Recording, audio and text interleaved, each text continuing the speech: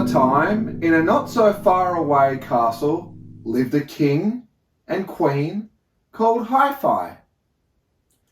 The king said, "The world of Hi-Fi needs someone to lead it into the future." And so, Sprout was born.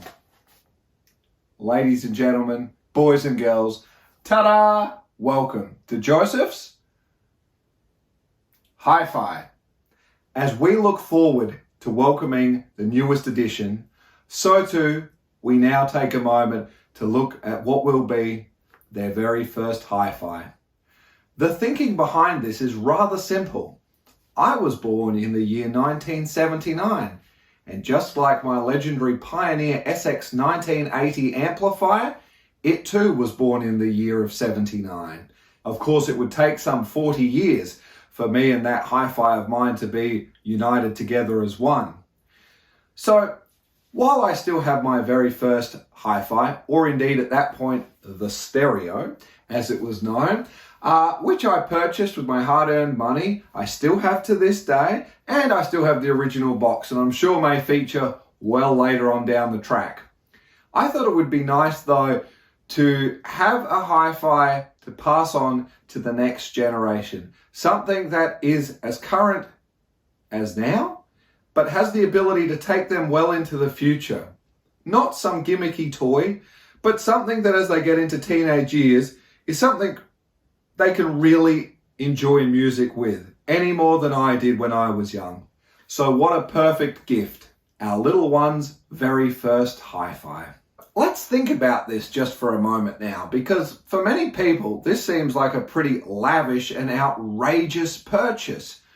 But like all good things in the world, there is logic to this story.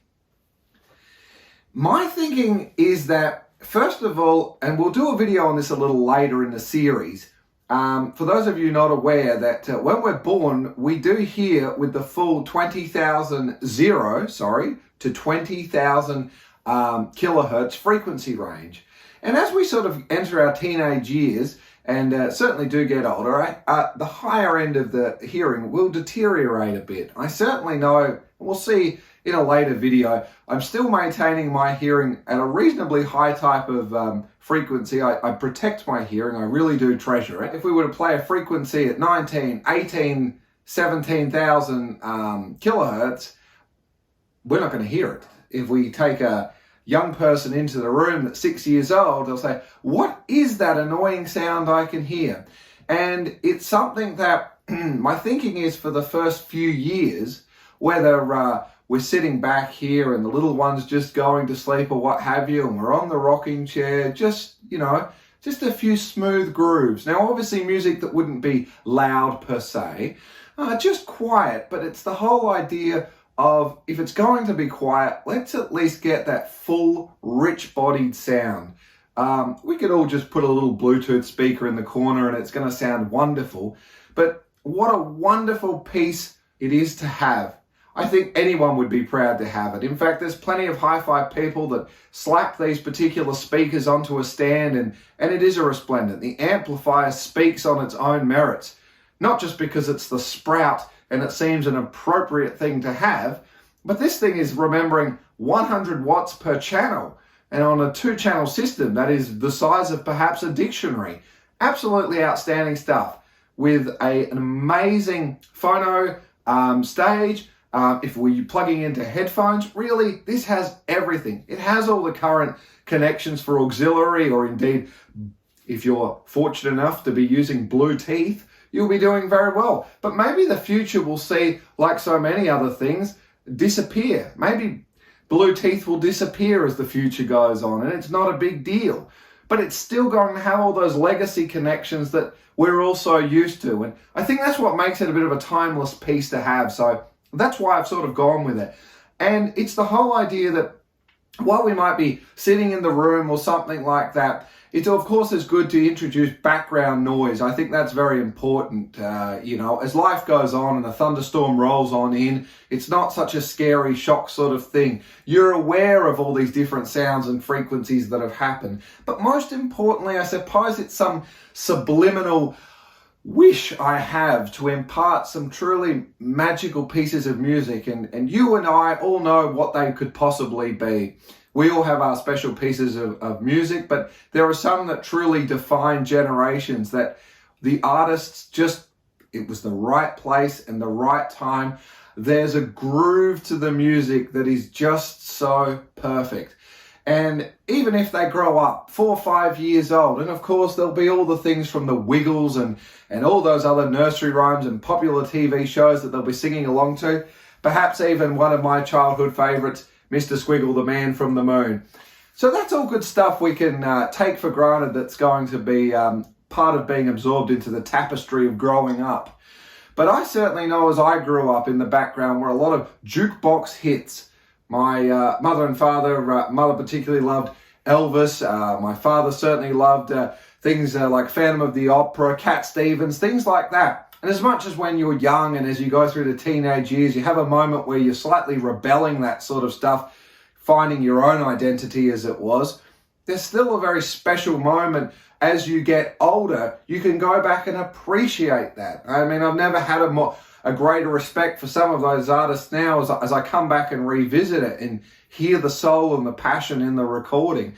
And I guess that's just something that, just from at an early age, I just want to share my passion with this little person that pops out the other end. And what comes of it? Who knows? Time to humor you a little bit now. Of course, the location of this unit isn't in an ideal spot. For the moment, it's where it's just going to fit. There are some great shelves here, but let's be fair, those speakers are going to look a little bit crazy up on these shelves for the minute. And there is a prime spot in this room, of course, which would be on the chest of drawers, which at the moment would be housing the facility for changing of little people. As time goes on and they grow up a bit, and certainly hope that they become toilet trained for the most part, that sort of frees up that top part of the cabinet. Perhaps the hi-fi might sit there as they learn to respect that and appreciate what's there. Maybe it's going to sit somewhere else. For the moment though, I wanted it in this room, and we've got to make some compromises where it's available. And of course, in most nurseries, this would be one of the lowest things that's going to come in there. You need your cot, you need your books, your change tables, you need a wardrobe to store clothes, and all of this sort of stuff.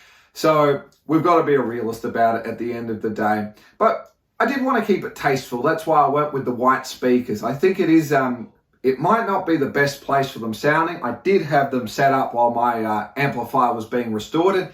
We're going to come back into the future and I'm going to give you a little bit of a review on how I found the setup, because I've got some things to say about them. And for all the rave reviews that might be about some of this hardware, I've got some things I think people should know about. That sound system will make its appearance out of where it is at the moment, get some room to breathe and be where it needs to belong. And the great convenience is it's all wired up there. I can just split the doors open a bit, let that music play, and it's going to be absolutely magical. So the amplifier is the Sprout from PS Audio, and there's no doubt about it, Paul and the team really nailed this one. It's absolutely perfect.